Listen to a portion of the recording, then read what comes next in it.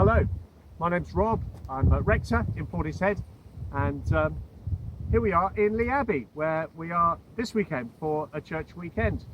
And we've been thinking while we've been here about the first line of the Lord's Prayer, along with community, and Our Father in heaven. And yesterday morning, four members of community gave us a reflection each about what they think about heaven, which got me thinking. Now, Lee Abbey is sometimes called a thin place. We describe it as a place where the dividing line between heaven and earth is tissue thin, and it's a place where when people come, they very often feel that they meet with God, they have an encounter with him.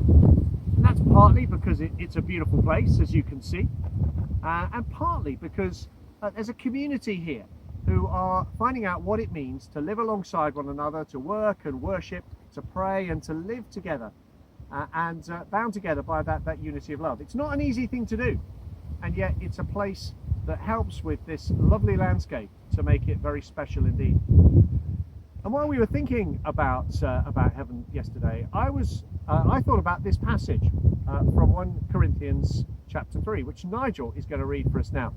And so we're going to hear that, and then I'll say some more.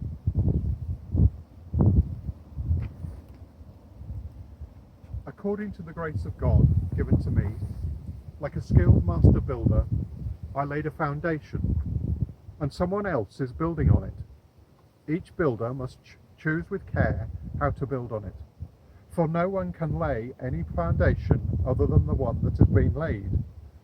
That foundation is Jesus Christ. Now if anyone builds on the foundation with gold, silver, precious stones, wood, hay, straw, the work of each builder will become visible, for the day will disclose it, because it will be revealed with fire, and the fire will test what sort of work each has done. If what has been built on the foundation survives, the builder will receive a reward. If the work is burned up, the builder will suffer loss. The builder will be saved, but only as through fire.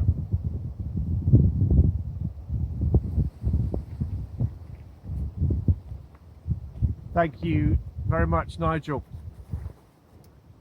So we may find that quite an intimidating passage. And in it, Paul is talking, well, he's just been talking about leadership and how his leadership has laid the foundation for what has happened in the church in Corinth. But I think there's something else going on there. He's talking about how we build our lives, what we use to build. Do we use precious things, gold, silver, precious stones, or do we use wood and straw that will not last, is so easily burnt up? And when I think about that, I think about the things that last.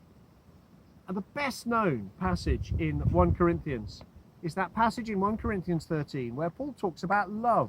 Love is patient, love is kind, love keeps no record of wrongs. You know the bit I mean. And what Paul is saying is that what we build with love is what will endure. When we act out of love, then actually that is the really, really special and important thing. When we do that, what we do out of love endures for eternity. It doesn't get burnt up. And when we act out of love, then we have the potential to just change the way this world is, to tilt this world a little bit towards the kingdom of heaven. So I wonder, what can you do? What can I do to live a little bit more out of that place of love?